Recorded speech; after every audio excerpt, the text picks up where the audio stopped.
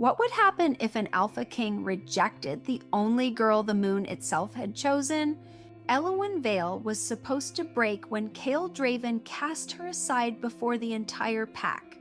She was supposed to cry, beg, and collapse under the pain of rejection, but she didn't. She only looked at him with quiet pity and walked away. That same night, the moon refused to rise over Silverbane. The sacred bond of the pack began to fracture, and the kingdom learned too late that the girl they called worthless may have been the only reason their world had ever stood. Before we dive into the story, let us know where you're watching from in the comments below.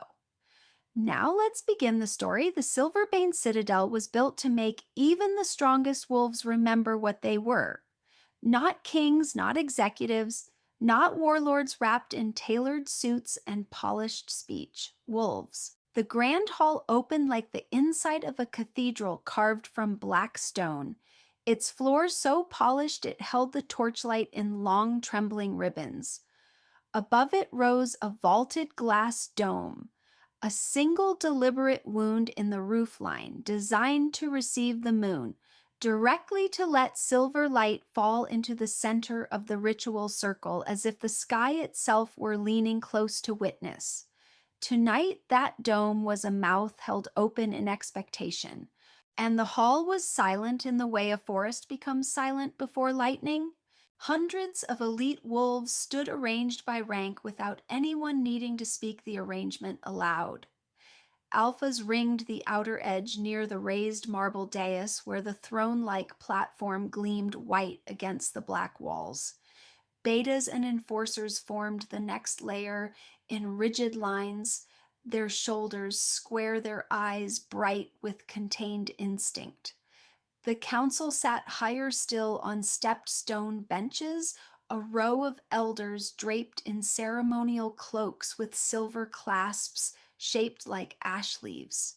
She-wolves stood nearer the center, some in glittering designer gowns that caught the torchlight like shards of ice, some in dresses that screamed lineage and money stitched with a precision that whispered born for this.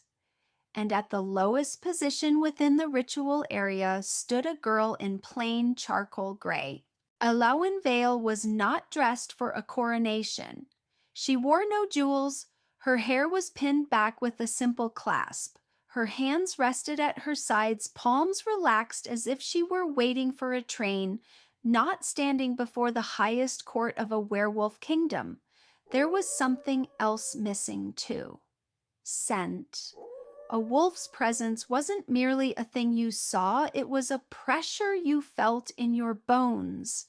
Even a quiet omega carried a note, a trace, a signature in the air. Elowen's was muted, not absent exactly, but veiled like a song behind thick glass. Whispers moved in the crowd like wind through dry leaves. That's her, the one the moon chose impossible. Someone laughed softly, too sharp to be kind.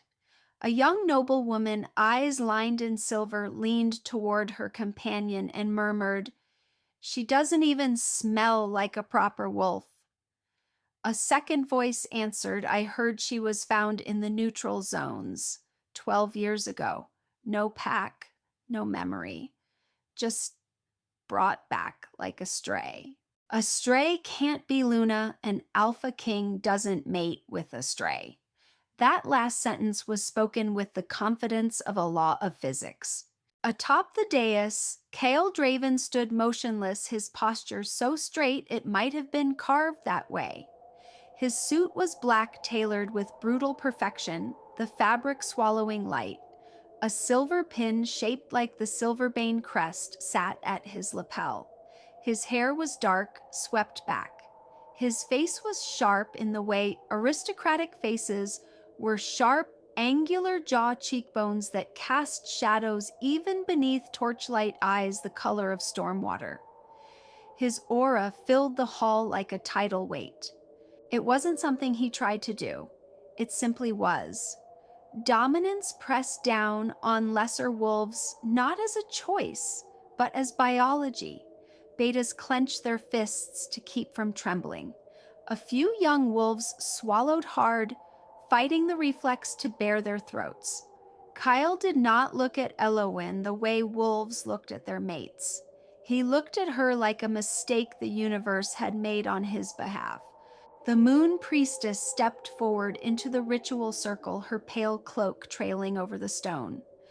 Lyra Solen was not old, but her eyes carried the depth of someone who had spent her life listening for voices most creatures never heard. She lifted her hands to the glass dome and drew in a breath, as if tasting the air. "The moon will rise," she murmured. Not as reassurance, but as statement. She always rises. Elowen did not lift her gaze. She stared at a point on the floor as if she had learned long ago that looking too high invited pain. Kyle's hand lifted slightly, a single gesture sharp as a knife. Every whisper died. The silence that followed was so complete it felt constructed. Kyle stepped forward one pace. His voice did not need to be loud. It carried through the hall on the back of his dominance, wrapped in authority like steel. "I Alpha King Kael Draven," he said, and the title landed like a stamp on stone. "Reject Elowen Vale as Luna of my kingdom." A ripple went through the hall that was not sound, but instinct. Wolves inhaled sharply. Several she-wolves widened their eyes as if they'd watched someone shatter a sacred object. Rejection was not a political announcement in werewolf society. It was a tearing, a severing of something alive. Even hearing it triggered the sympathetic response in other wolves, an ache in the chest, a tightening behind the ribs, a phantom wound shared by the pack bond's empathy. One young Omega near the back staggered and had to grip a column. Kyle did not pause. "You have no bloodline," he continued, each word clean, precise, merciless. "No strength, no standing, no value that can protect this throne." Elowen remained still. Kyle extended his hand toward the space half a step behind him. "Seraphina Varel," he said, "step forward."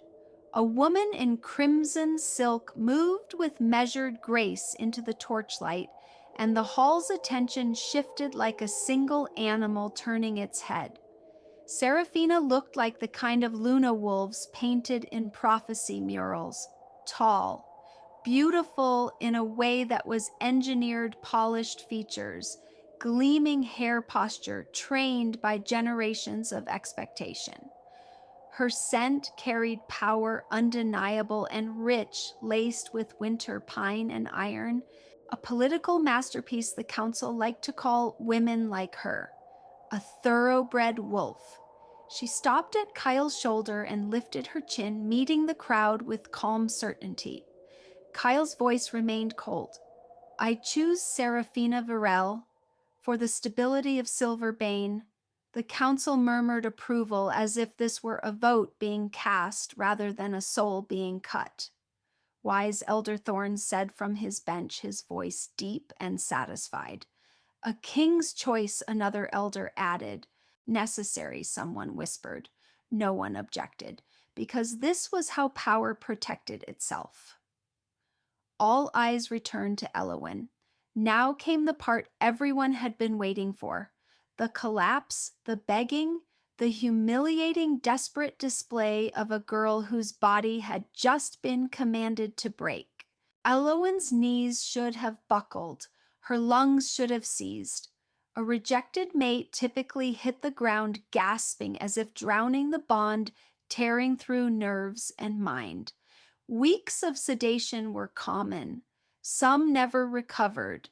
The hall leaned into the moment as if it were entertainment. Elowen did not move. No tremor, no shallow breath, no shuddering collapse. She lifted her head slowly, and for the first time her gaze met Kale's. Her eyes were dark but not empty, not frightened. Something in them unsettled the air. She did not look at Seraphina. She looked only at Kyle. Her mouth curved, not into hysteria, not into a smile of denial, but into something almost gentle. Then she spoke, her voice low and clear. "Then let the moon decide."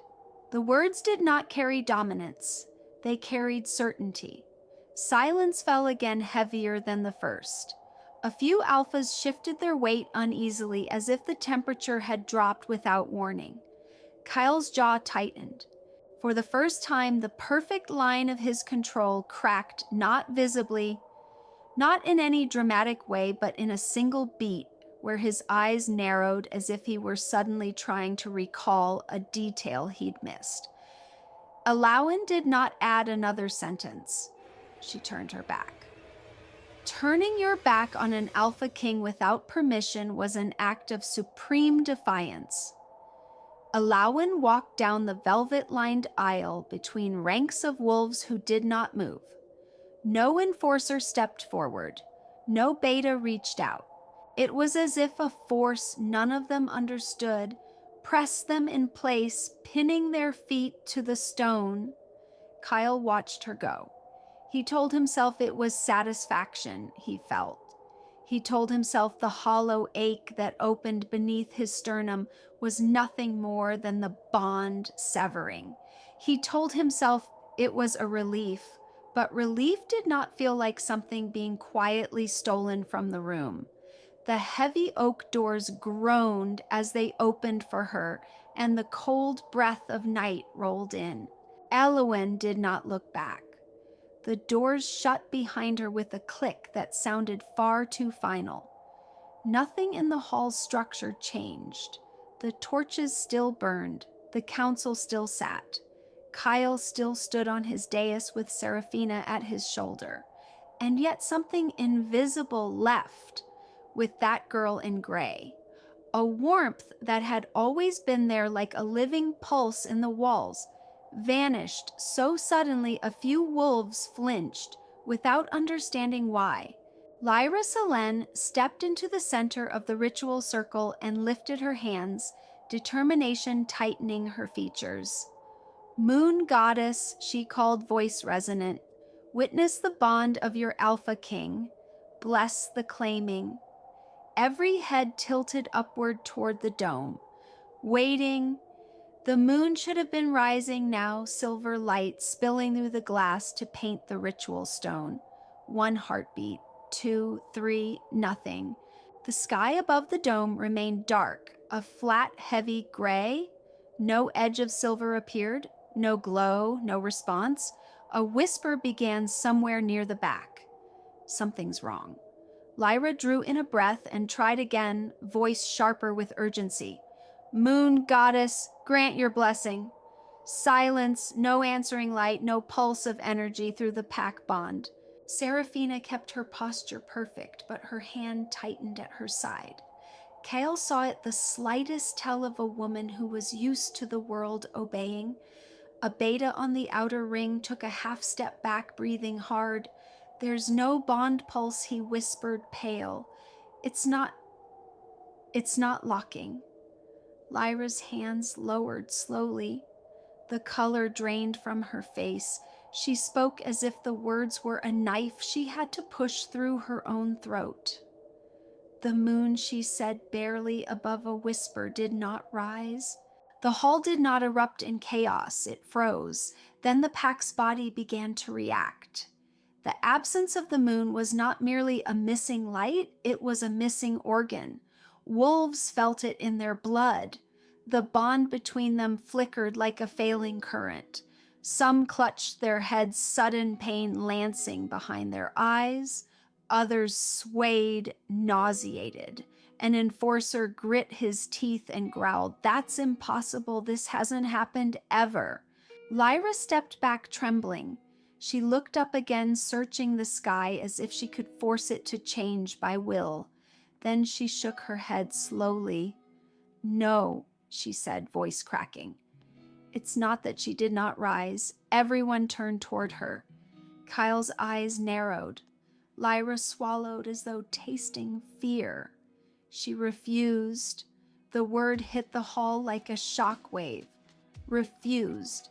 The moon did not fail. The moon did not forget. The moon, something older than kings and councils, chose to turn away. Kael's voice sliced through the silence cold as a blade. Enough. This is a ritual malfunction. His aura surged, pressing down harder, forcing wolves to straighten, to breathe, to obey their bodies into stability. We will repeat the ritual, he said. Prepare the circle again. But even as he spoke, his eyes flicked upward to the dome. For a fraction of a second, something crossed his face. Not fear, not panic, uncertainty. A king could control everything within reach: laws, armies, markets, even the minds of lesser wolves. But the moment he sensed something beyond his control, the foundation under his authority began to crack. Before Lyra could respond, the hall's main doors burst open. A breathless enforcer stumbled in, dirt and cold clinging to him, eyes wide. Report, Kale snapped. The enforcer swallowed hard. Northern perimeter, he said. The wards are weakening. The word wards sent a murmur through the council. Wards were old magic woven into the land and reinforced by the Alpha's life force, strengthened by the moon's blessing. Silverbane's borders were famous for being impenetrable. Another enforcer rushed in behind him, speaking over the first. We detected rogues near the boundary line. They're approaching. And the ward isn't repelling them.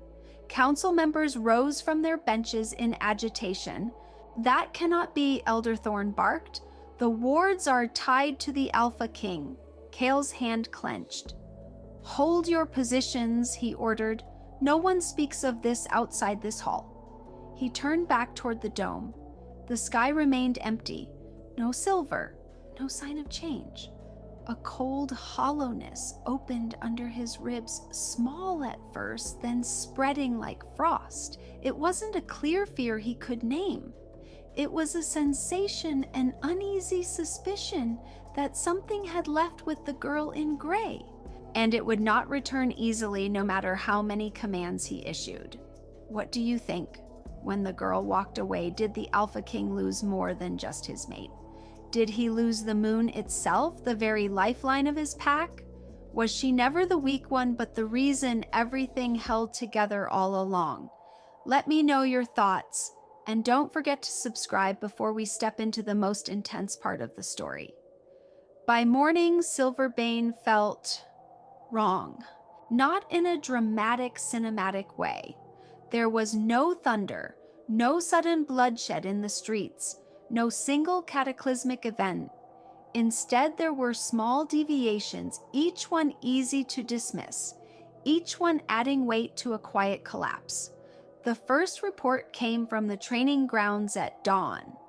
An enforcer attempted to shift during drills and failed halfway.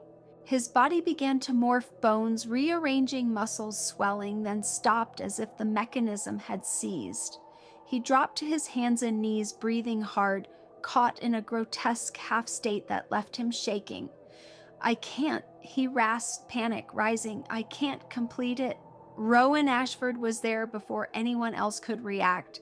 The beta's movements were swift, controlled, the kind of control earned through years of guarding a king. He crouched beside the enforcer, gripping his shoulder. Breathe, Rowan ordered. Find the bond. Anchor to the pack. The enforcer's eyes were wild. There's nothing, he choked. I don't hear them. I don't hear the pack. Rowan's throat tightened. Pack bond wasn't a poetic concept to wolves. It was a living structure, a sensory network that carried emotion, position, intent. It stabilized the mind during shifts. It coordinated hunts. It prevented the feral instinct from turning inward. Rowan reached out with his own mind, searching for the familiar current. He found only fragments, like a river broken into puddles. By midday, betas were reporting disorientation during patrols. Teams couldn't sense each other beyond line of sight. Enforcers misread alpha signals. Not because Kale's commands were unclear, but because the conduit that carried them through the pack wasn't functioning. In the eastern quarter, two squads nearly tore into each other in a misunderstanding that would have been unthinkable a week ago. "What are you doing?" Rowan had snarled, throwing himself between them. One enforcer's eyes had flashed, confused and furious. "I thought they were rogues." "They're wearing your crest," Rowan snapped. The man blinked as if suddenly recognizing reality. I couldn't tell. The bond it's failing Rowan finished, and the words tasted wrong in his mouth. The wards began to show symptoms next. Silverbane's border was lined with silver ash trees, ancient sentinels that hummed faintly when the moon's blessing ran through the land. On normal nights, their leaves caught moonlight and seemed to glow from within. Now the trees were dull, plain, like ordinary ash. A patrol team at the northern boundary sent in a message voice crackling over comms. "We're not feeling the push," the captain said, uneasy. "The ward's not pushing. It's like the line is just there." Rowan listened, jaw tight. "The ward isn't gone," he murmured more to himself than anyone else. "It's starving." Inside the citadel, Kale stood before a wall-sized map of the territory. On it, ward nodes displayed as points of light, bright and stable when the system was healthy. One by one, they dimmed from blue to gray. "How many sectors?" Kale asked, his voice calm in the way a storm can be calm right before it makes landfall. A tactical officer swallowed. "We don't know yet, sir. It's spreading." Kale's eyes did not move from the map. He did not allow the panic in the room to reach his face, but somewhere behind his ribs that cold hollowness deepened. A system did not collapse because of one blow.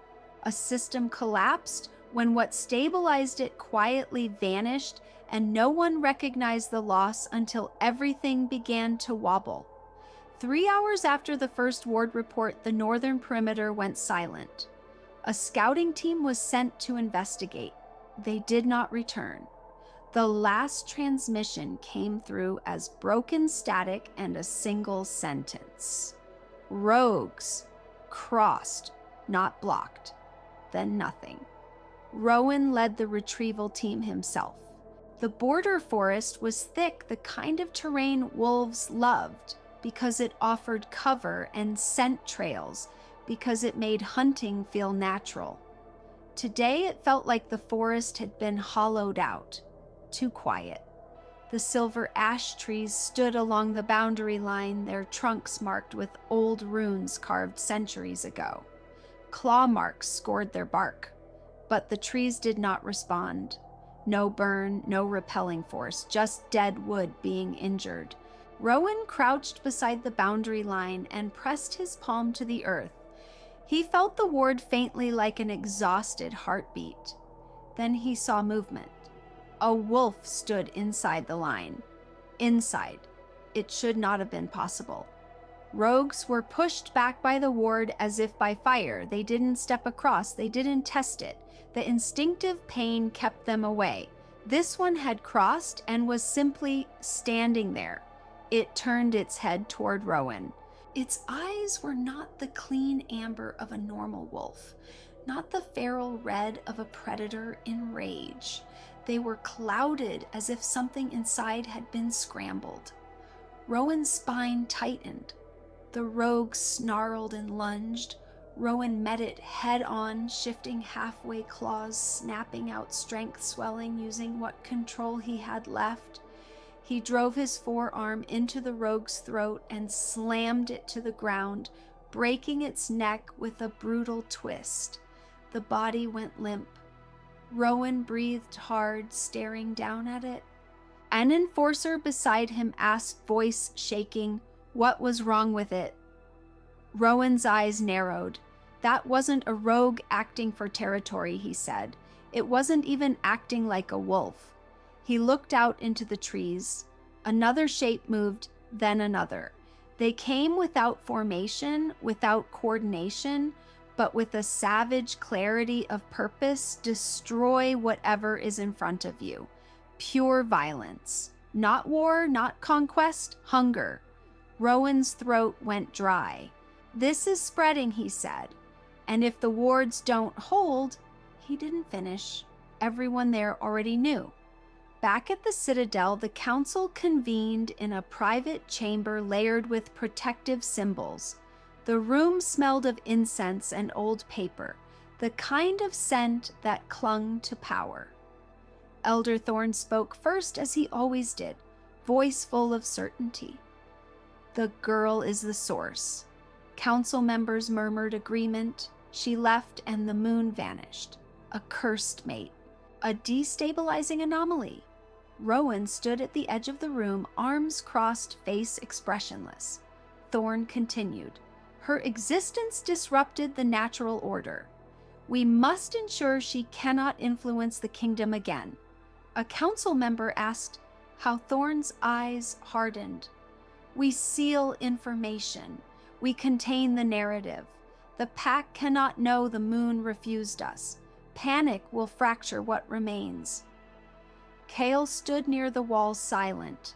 He did not interrupt. He simply asked, voice flat, if she was the cause. Why did the moon not appear while she was still in the hall? The room went quiet. No one answered. Thorn's jaw clenched. That question is irrelevant. Rowan finally spoke, his voice low but sharp. Or it's the only question that matters. Thorn turned his glare on him. Watch your tone, Beta. Rowan's eyes did not drop. Maybe the system didn't break because she existed, he said. Maybe it broke because we tried to break her. Silence.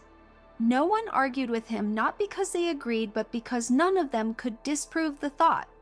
And because deep down, wolves understood something humans often refused. Biology didn't lie for politics. The council demanded Seraphina attempt the moon ritual again in public. If the moon returned, they could pretend the incident was a fluke. If it didn't, they could claim sabotage and point the pack's fear toward Elowen. Seraphina stepped into the ritual circle with flawless posture, her crimson dress catching torchlight like fresh lacquer. She lifted her chin as if she were the moon's rightful counterpart. I will correct this, she said clearly. Silverbane will not be shamed.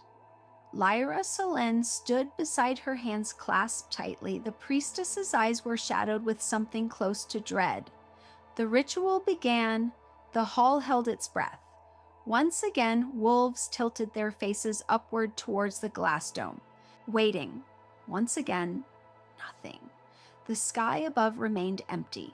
Seraphina's fingers curled at her sides, the first sign of strain. Continue, she ordered through tight teeth. Lyra swallowed. It isn't the ritual. Seraphina turned sharply. Then what is it? Lyra's voice lowered, careful and terrified. There's no one to receive her. A shiver ran through the hall. Seraphina held still, but something behind her eyes flickered, an emotion she did not know how to wear. She had been perfect on paper, perfect bloodline, perfect alliances, perfect image. But in this world, perfection was meaningless without being chosen. That night, Rowan stood alone on the Citadel's balcony, staring at the dark horizon where the forest swallowed the borderlands. He closed his eyes and reached for the pack bond again. Fragments. Static. No center. No anchor. It's not gone. He whispered to the night. It's missing. A younger Beta stepped out beside him. Missing what? Rowan opened his eyes slowly. The thing that holds all of us together, he said. The Beta frowned. The Alpha Rowan shook his head. The Alpha commands. He doesn't stabilize. He looked toward the main doors of the hall, remembering the way Elowen had walked out without collapsing. The way the air had changed. Rowan spoke quietly, as if the words could be punished. We didn't lose the moon because she did something, he said. He paused. We lost the moon because she isn't here. The younger beta's face paled. I think we made the wrong kind of enemy, Rowan said. And the sky noticed. Kael Draven did not sleep. Kings rarely did when their kingdoms bled. But this was worse than war. War was predictable. War had levers. This felt like the ground itself was withdrawing its support. Near midnight, Kyle entered the moon archive beneath the citadel. It was a labyrinth of temperature-controlled vaults and sterile white lights glass cases filled with scrolls and books older than the country surrounding Silverbane's territory. The air smelled of ozone and paper secrets sealed behind walls of security. A system here did not recognize CEO. It recognized blood. Kyle pressed his palm to the scanner. A needle punctured his skin, drawing a drop. The door hissed open. He walked into the archive with the stillness of a predator stepping into unfamiliar terrain. Display all records related to moon ritual failures, he commanded. A voice replied from the terminal, neutral and synthetic. No comparable cases found in the last 300 years. Kyle's jaw clenched. Further. 700 years, the system answered after a pause. One record found. A file unfolded on the screen. Title, Moon, Conduit, The Chosen Vessel. Kale's eyes scanned the text. At first, his expression didn't change. He had read countless reports, financial, military, political, without flinching. Information was information. But as he continued, his gaze slowed. The record described something older than modern hierarchy. Older than councils, older than the idea of a king. The moon does not belong to the Alpha. The moon responds to the chosen. The chosen acts as a conduit and anchor through which the moon's blessing enters the pack and stabilizes the dominion energy of the territory. If the conduit is rejected, the blessing withdraws. The bond fractures. Wards weaken. Rogues intensify, driven by imbalance. Kyle's throat tightened. He read the line again. Rejected. Withdraws, fractures, weakens. The terminal's sterile light reflected in his eyes, making them look almost hollow. He whispered, voice low enough that only the archive heard him. Is there a way to force a conduit to return? The system paused, then answered. No. Kyle's fingers curled against the edge of the console. After a beat, the system continued as if the file itself insisted on being understood. Moon conduit cannot be coerced. It can only be chosen or accepted. Accepted. Kyle closed his eyes. For the first time since the story began, he did not have an immediate strategy. No order, no plan, because orders did not work on the sky. He stood alone in the archive, the file glowing before him like a sentence being read aloud by something ancient. One word repeated in his mind like a slow drum beat. Anchor. He remembered Elowen again, not as the quiet girl in gray everyone had mocked, but as the absence that followed her departure. No aura. No obvious power. No scent that demanded respect. And yet she had not collapsed when he rejected her. She had looked at him as if he had just made the most arrogant mistake of his life. Kyle's voice came out rougher than he expected. She wasn't weak. A long pause. She was necessary. He looked upward as if he could see through layers of stone into the sky above the citadel. But all he could picture was the glass dome of the grand hall holding nothing but darkness. And in that darkness, he finally understood what he had done. He hadn't just rejected Aluna, he had rejected the thing that allowed his kingdom to exist. Outside, somewhere beyond the borders that were failing, the girl in gray was gone, and the moon had gone with her. The neutral sanctuary sat beyond pack lines and political borders beyond the reach of any crest or crown. It wasn't marked on the polished maps in Silverbane's war room. It didn't exist in official records. It was simply there, an old stone church left to rot on the edge of a human city, hidden behind cracked brick walls and a tangle of dead ivy like the world had tried to forget it. Inside, the air smelled of damp stone and old ash.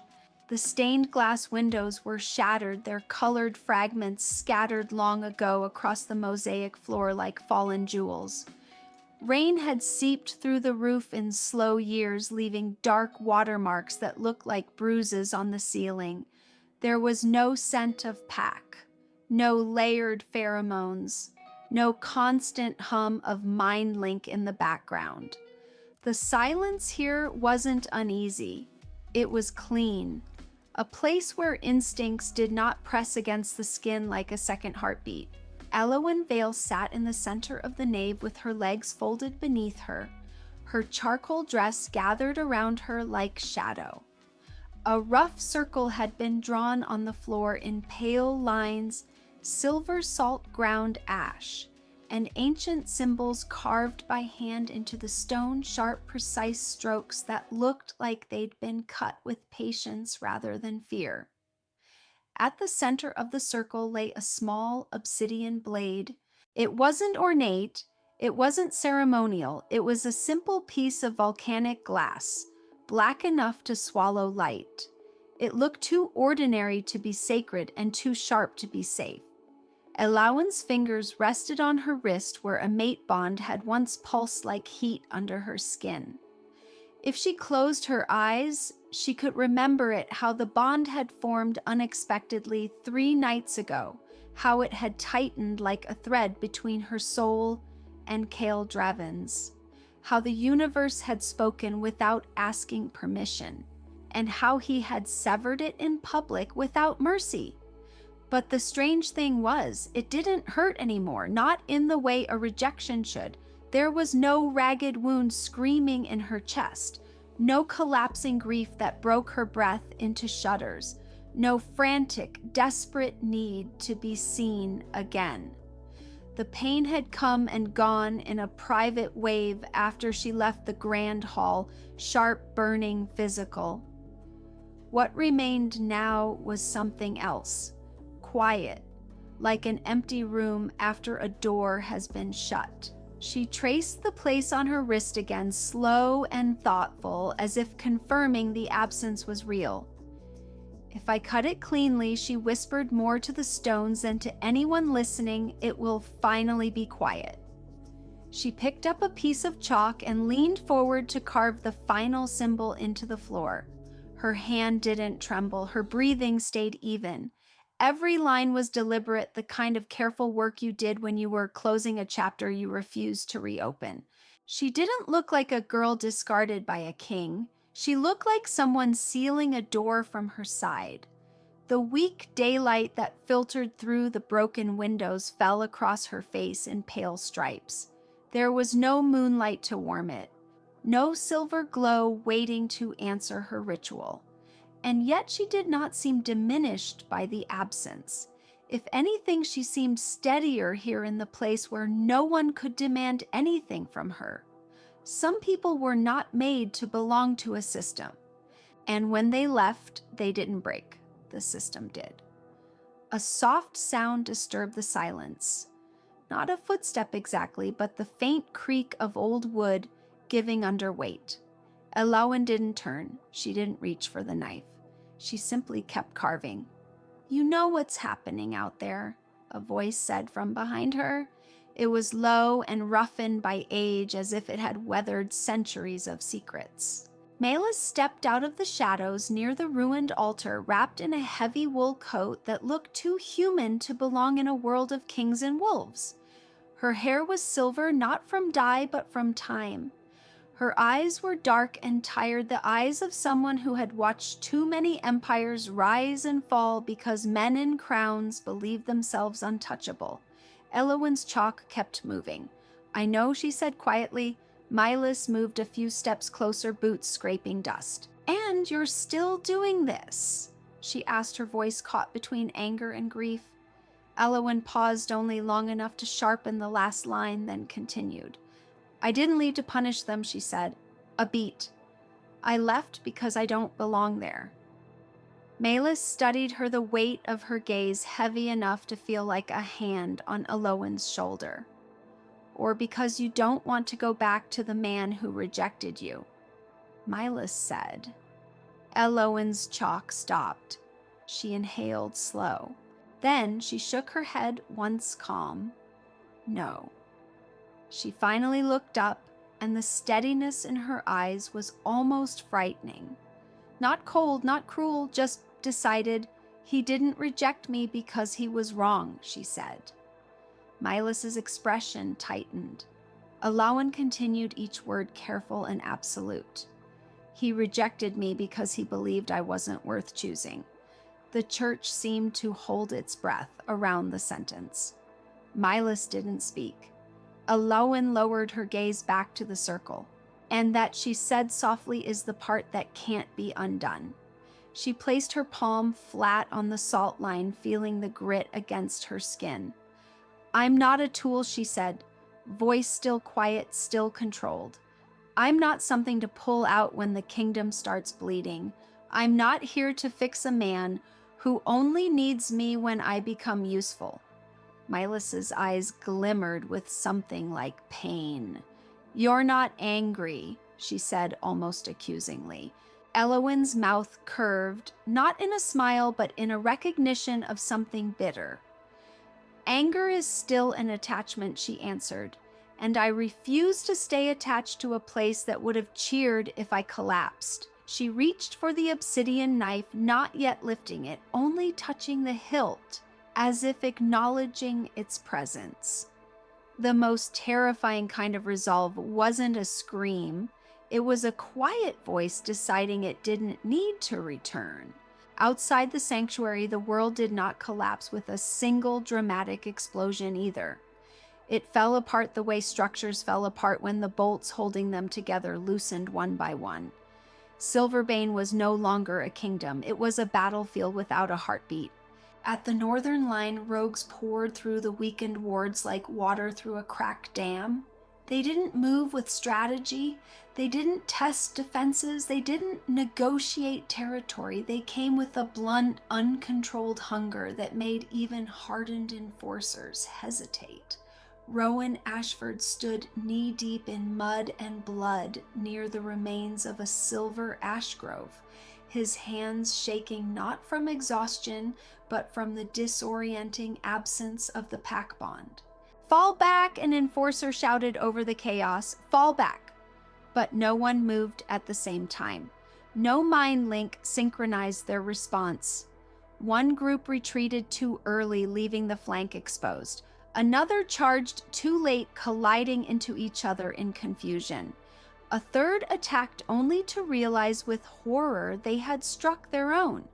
3 wolves went down in the first minute. 2 more turned on a teammate by accident, their senses scrambled in the missing current of their bond. Rowan tore them apart with brute force and sheer will, voice raw. "Look at the crest," he snarled. "Use your eyes." Not your instincts, your eyes. The rogues didn't fight like wolves either. Their eyes were clouded. Their movements were erratic. They snapped at anything in reach.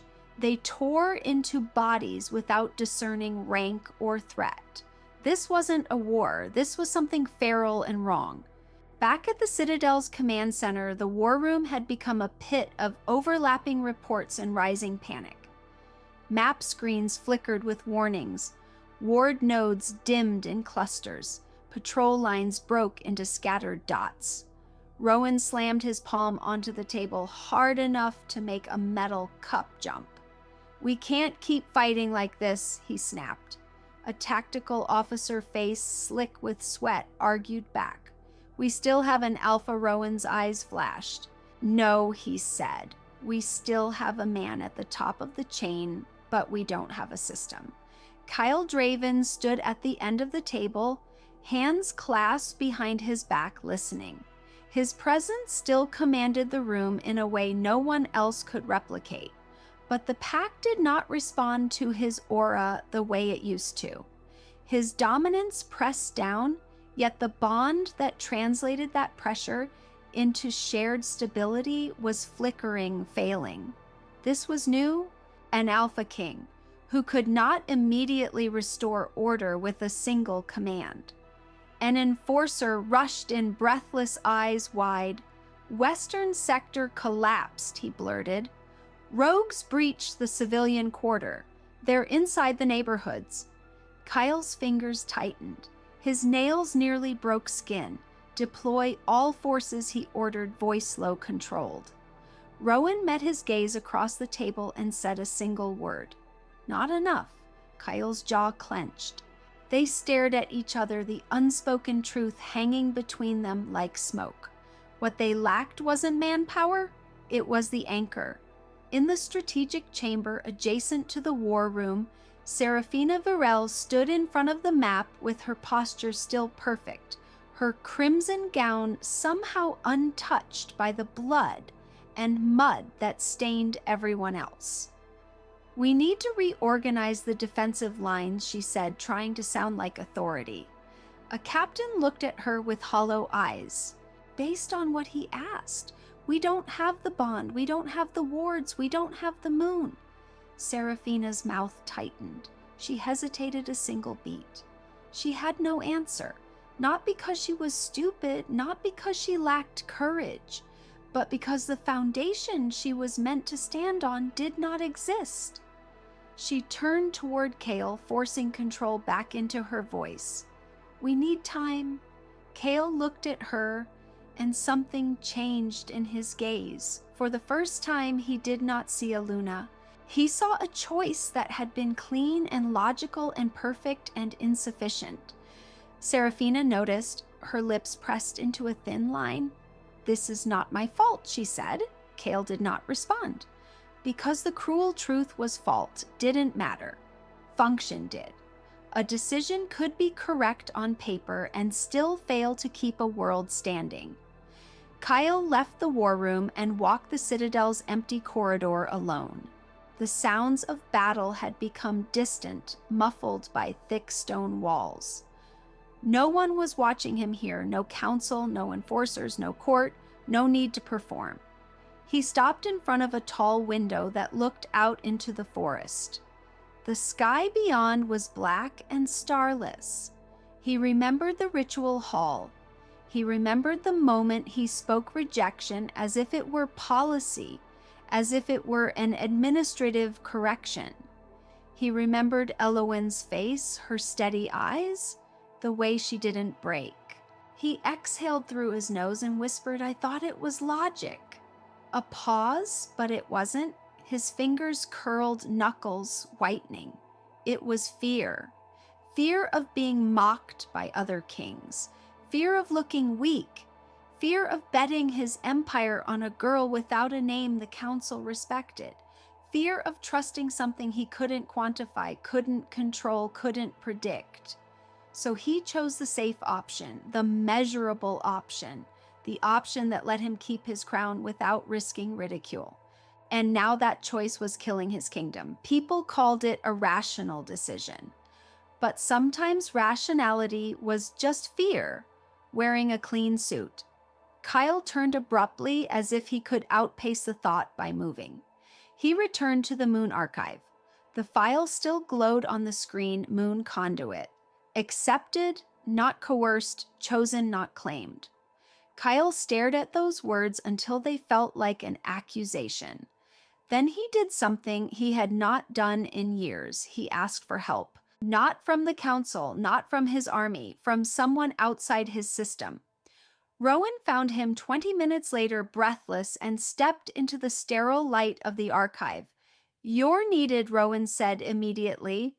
"Northern Quarter is..." Kale cut him off with a harsh gesture. "Find her," he said. Rowan froze. Kale's voice came out rougher than he intended. "Elowen." Rowan's eyes sharpened understanding, blooming with the same dread Kale had been swallowing since the moon refused. Where would she go? Rowan asked. Kale stared at the file. Neutral ground, he said. Places that mask scent. Places outside our claim. Rowan nodded once. I'll handle it, he said. Then hesitated. Kyle didn't look away from the screen. What Rowan's voice softened just slightly. If you find her, don't treat her like a solution. Kyle's jaw tightened. That sentence was harder to hear than any report of death because it forced him to recognize what he had been doing, treating a person like a mechanism. Rowan left. Hours later, Kale followed the faint trail his scouts found. He drove past the boundary lines, past failing wards, past frightened patrols, into the neutral zone where pack scent thinned and the world felt strange.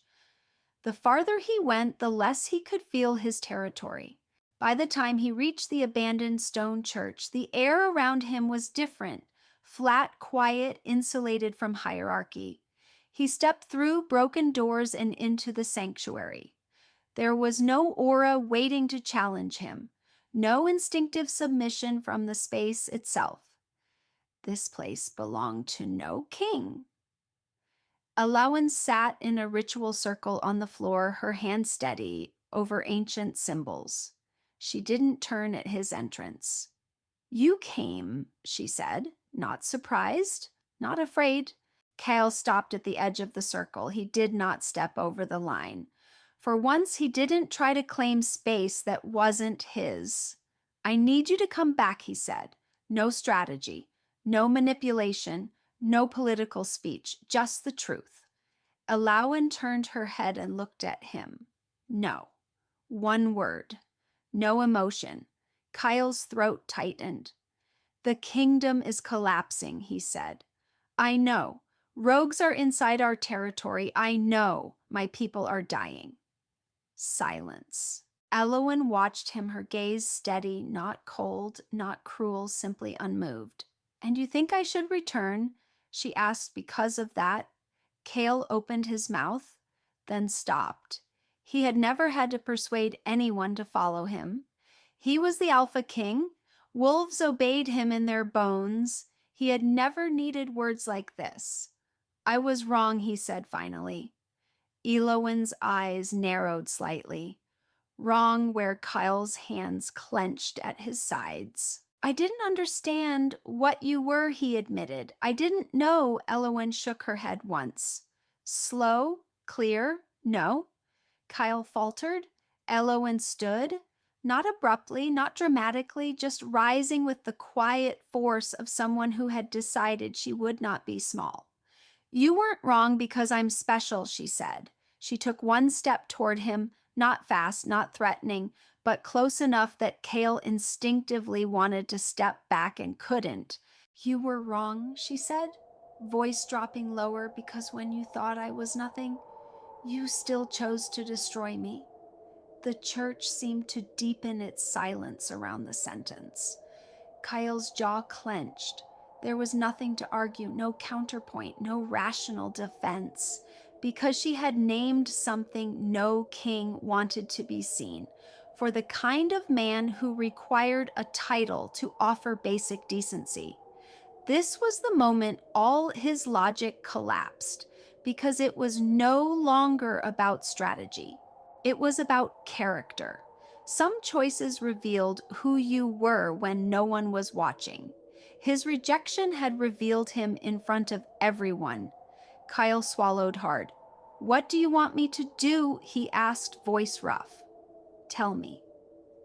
Elowen studied him for a long time, as if deciding whether he was capable of hearing the answer. It's not an apology, she said. Kyle's brows knit. It's not a promise, she continued. Promises are easy when you're desperate. She pointed not with her finger, but with her gaze. You have to break the thing that made you choose wrong in the first place. Kyle inhaled. The council, he said immediately. Elowen's head tilted, almost pitying. No. Kyle's throat tightened. The crown, he tried. Silence. Then Elowen nodded once. Kyle felt the word land in his chest like a stone. Elowen's voice remained calm, but it cut deeper than any shout. You didn't choose wrong because they forced you, she said. You chose wrong because you needed the crown more than you needed to be decent. She stepped closer, her eyes unwavering. So if you want to fix what you broke, prove you can live without it. Kyle stood frozen. Kings were trained to die for their crowns, not to set them down. His instincts wanted to reject the demand to frame it as impossible to bargain, but he had already seen what bargaining with the moon looked like. It looked like darkness. He swallowed again and forced his voice steady. I understand, he said. Elowen didn't soften. She didn't rush to comfort him. She simply returned to her ritual circle as if the conversation had ended. Kyle turned and walked out of the sanctuary. He did not look back. He did not ask her to wait. For the first time in his life, he did not attempt to control the outcome. He accepted that he would have to go back and destroy the part of himself that had been built to never bend. Silverbane's final night without the moon arrived like a flood. The citadel's outer gates were shattered. The courtyard stones were carved with claw marks. Fires burned in irregular patches where lightning-struck torches had fallen, casting frantic shadows across black columns. Rogues poured into the inner territory with the momentum of something unleashed. Enforcers fought in scattered clusters. Without the bond, every defense was delayed by half a beat, and half a beat was enough to die. Pups were being herded into a side hall by trembling she-wolves, their small bodies pressed close together. Many of them cried not from pain, but from the instinctive terror of not feeling the moon's warmth. Werewolf children grew up with that sense like a lullaby in their blood. Without it, their minds screamed unsafe. Lyra stood near the ritual steps, hands shaking as she tried to maintain a thin, protective barrier. Violet sparks flickered and died. There's no moon blessing, she gasped. This won't hold. Seraphina appeared in the doorway of an inner hallway, her ceremonial dress still immaculate, her face pale as bone. A council member snapped at her, voice sharp with fear. Seraphina, do something. You're the chosen. Luna. Seraphina stared at the chaos beyond the threshold. Her lips trembled. She did not step forward. And in that moment, everyone understood some titles were only beautiful while the world was stable. The grand hall's doors swung open. Kael Draven walked in.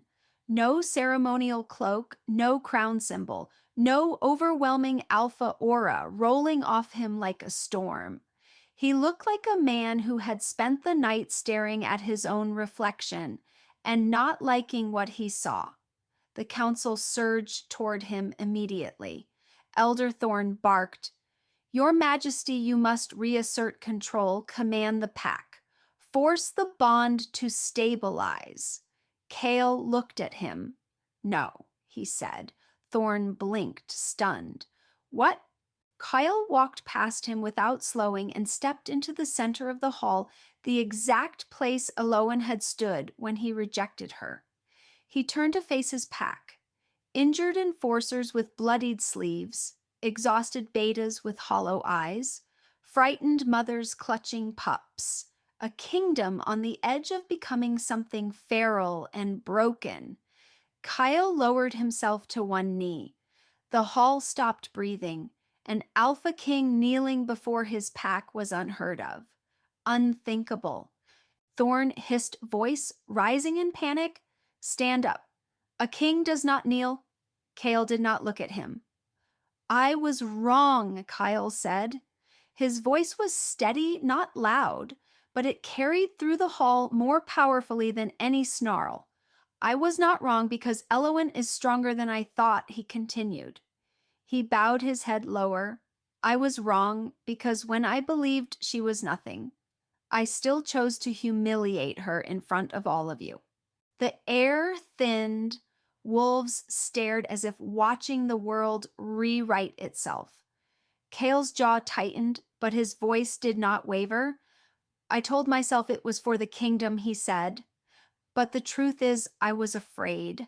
Afraid of a mate without bloodline, afraid of a Luna who didn't polish my crown, afraid of trusting something I couldn't control. Rowan stood near the back eyes, red with exhaustion, and something like relief cracked his face open.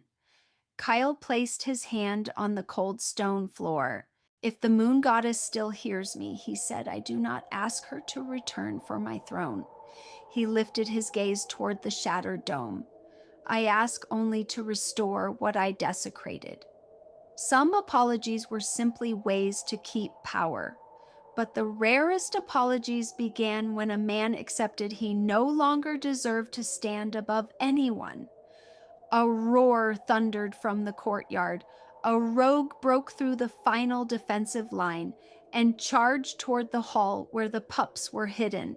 Rowan spun, but he was too far. Lyra lifted her hands, but the barrier flickered out. The rogue's claws struck sparks on stone as it crossed the threshold, and the air suddenly stilled. Not ordinary silence. A deep, swallowing quiet where even the scrape of claws seemed muffled. A figure stepped through the ruined entryway. Elowen Vale. Dust clung to the hem of her simple gray dress. Her hair was wind-tangled from travel. She carried no weapon, no cloak, no ornaments. She didn't look angry. She didn't look triumphant. She looked like someone who had grown tired of watching people lie to themselves. The rogue swung its head toward her and snarled, charging. Voices shouted. Elowen Kyle surged to his feet instinctively, but Elowen did not move. She met the rogue's gaze and said softly, enough. 2 words, not a command fueled by dominance, something older. The rogue slammed to a stop mid-stride as if it had hit an invisible wall. Its body trembled. Its claws dug into stone, scraping uselessly. It whined confused as though the feral hunger inside it had been grabbed by the throat. Elowen walked past it toward the center of the courtyard beneath the open sky that had refused them for days. Lyra dropped to her knees. Not in forced submission, in recognition. Elowen lifted her face to the darkness. I didn't come back for the throne, she said, voice quiet but carrying across the battlefield. A cold wind swept through the courtyard. I came back because innocent lives don't deserve to pay for the pride of one man. The sky trembled, like black water disturbed by a fingertip. Then a thin line of silver tore through the darkness. A collective gasp rose from every throat.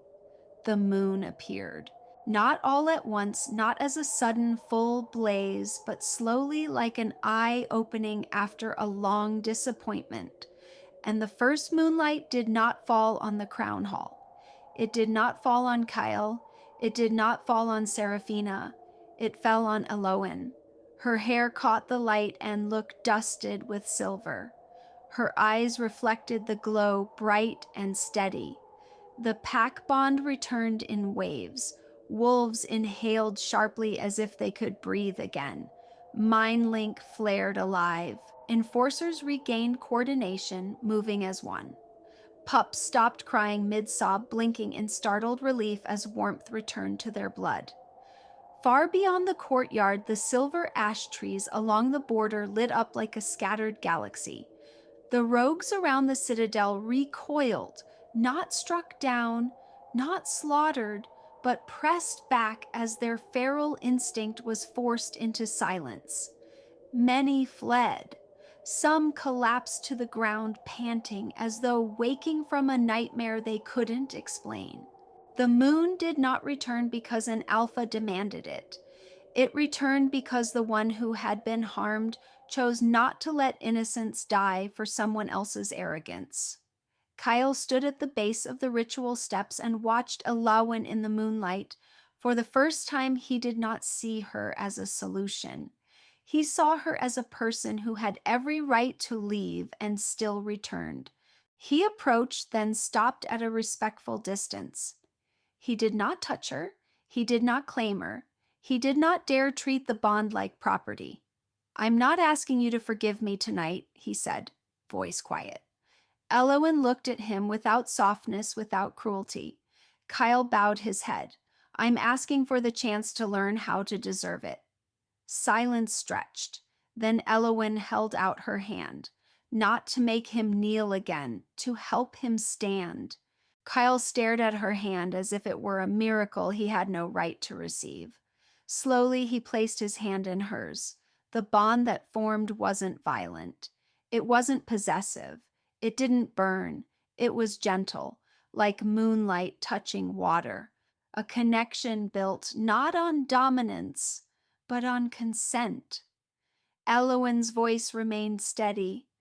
"No more humiliation," she said. "Not for me, not for anyone." Kyle's answer was immediate, and it sounded like an oath. "Never." When the rogues were driven back beyond the restored wards, the council tried to reclaim its authority. Elder Thorn stepped forward, face pale but voice rigid. "The succession laws cannot be rewritten because of one night of chaos." Elowen turned toward him. She did not raise her voice. "No," she said, "they change because those laws almost killed the pack." Thorn opened his mouth, then closed it. Lyra stood wiping blood from her lip and declared in a voice that carried to every corner of the hall, "The moon has chosen Elowen Vale." Rowan dropped to one knee. Silverbane recognizes the true Luna. Enforcers followed one by one, bowing their heads, not because an aura forced them, but because they had witnessed who saved them. Seraphina stood in the shadows near the staircase. No one attacked her. No one needed to. Her failure spoke louder than any verdict. The council's right to select a Luna was stripped in that moment not by politics but by truth. From that night on, no Luna would be treated as an alliance tool. No mate would be publicly humiliated because she lacked a pedigree that impressed old men in cloaks. The first dawn after the moon returned arrived slowly. Silver light still clung to the glass dome, even as morning brightened the sky. The citadel's courtyard looked battered, but no longer haunted. Kyle did not stand on the dais. He stood beside Elowen half a step lower, not because she demanded it, but because he chose it. Elowen watched healers move among the wounded. Her expression not triumphant, not vengeful. Only cautious peace, the kind someone wore when they knew healing took time, and trust was rebuilt in inches, not leaps. Kyle spoke quietly, as if afraid to disturb the fragile balance.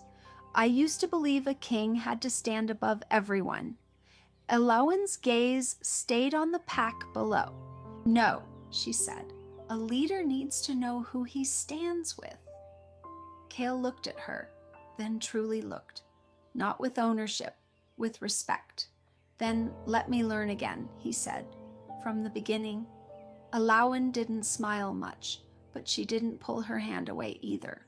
Above them, the moon still lingered faintly in the pale morning sky, a reminder written in light power did not return to those who demanded it. It returned to those humble enough to stop treating it like it belonged to them. Lesson of the story. A kingdom doesn't collapse because a king makes one wrong choice on paper. It collapses when he forgets that people are not tools and dignity is not something you earn by having the right bloodline. Kale lost the moon the moment he decided respect had to be justified by status. And he only began to heal his world when he was willing to kneel, not for the sake of his crown, but for the sake of truth. In the end, the moon returned not to power but to courage, the courage to admit wrongdoing, to dismantle broken systems, and to choose someone's soul even when it offers nothing but honesty in return. In the end, the moon didn't return because a king demanded it. It returned because someone chose compassion over pride and truth over power. Thank you for staying with this journey of loss, awakening, and redemption. If this story moved you, feel free to leave a like, share your thoughts in the comments, and subscribe for more stories like this. And if you're not ready to leave just yet, there are many more powerful tales waiting for you right here.